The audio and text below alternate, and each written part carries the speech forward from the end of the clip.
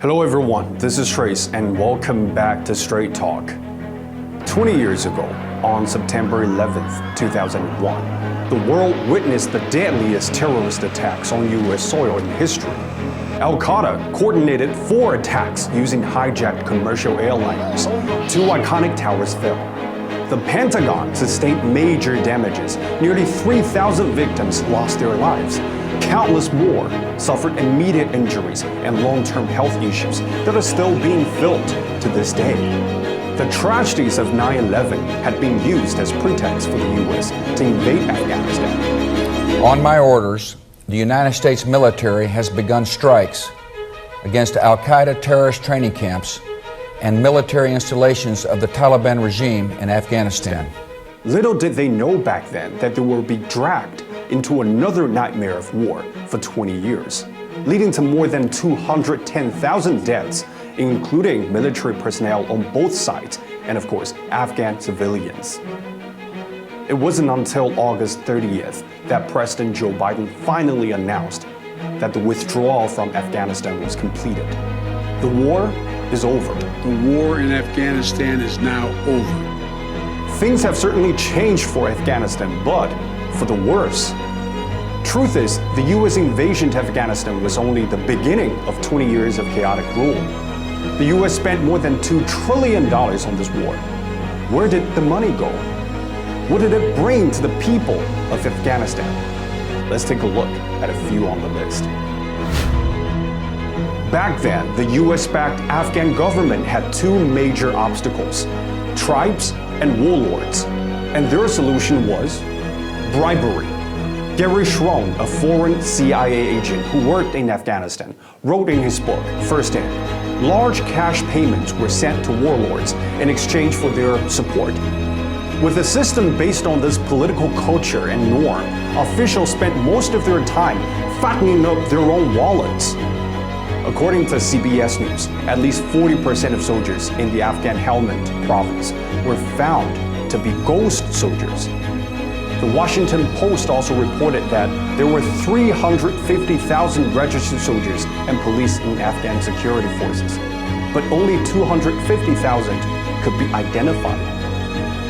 The U.S. Special Inspector General for Afghan Reconstruction, also known as SIGAR, reported more than $300 million a year was spent on salaries to those non-existent personnel, and the United States contributed the growth of corruption by injecting tens of billions of dollars into the Afghan economy, using flawed oversight and contracting practices, and partnering with Malay power brokers.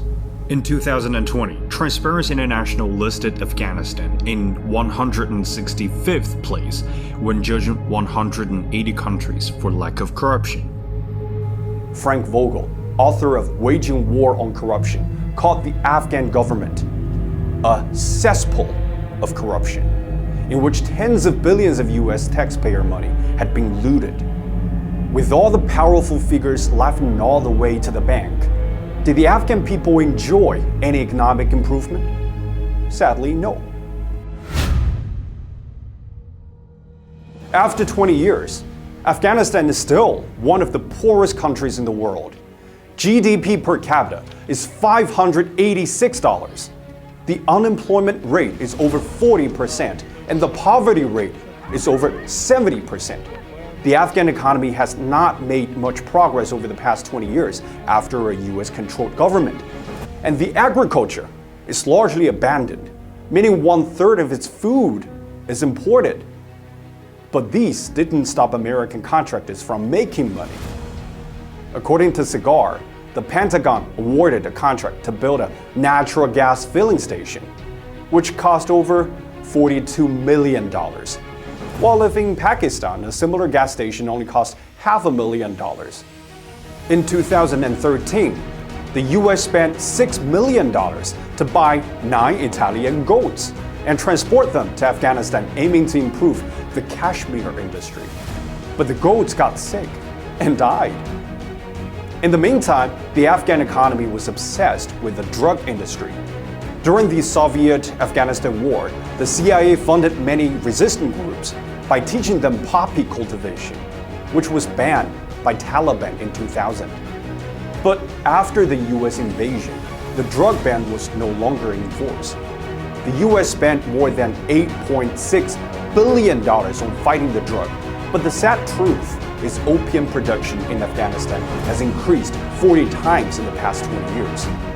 Afghans produced 6,300 tons of drug in 2020, and it made about 85% of the world's supply.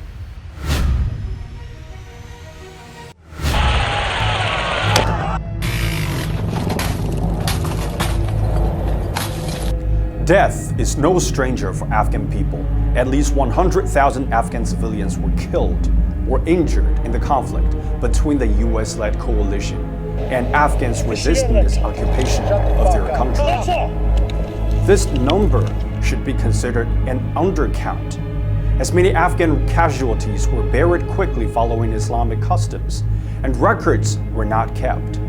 And although US deployed more than 800,000 soldiers to Afghanistan, the number of terrorist groups surged from 3 to more than 20 in the last 20 years. Average life expectancy in Afghanistan today is a mere 45 years. More than half of the people's lives were totally dependent on foreign aid. Only 1 in 10 Afghan children finish high school. Only 35% of the population has access to electricity. And 70% of the power is imported. Think about it. The US spent $2.26 trillion in the war. That's more than top 30 richest guys' wealth in the US combined. Well, let's do the math. Afghanistan's population is about 40 million. If the US invested this money on all Afghans, then everyone get around 50,000 US dollars. US President Joe Biden stated that the US mission in Afghanistan was never supposed to have been nation building, and is weighing further sanctions to cripple the lives of Afghan people. After all, Afghanistan was not the only place messed up by the US for the past 20 years. The Arab Spring and all the following wars, the rise of ISIL, the Syrian refugee crisis, all proved nothing but the incapability of US interventionism. With all these money spent and all the lives lost, I can't help but wonder, 20 years later after 9/11 attacks, do Americans feel any safer? That's all for today, and see you next time.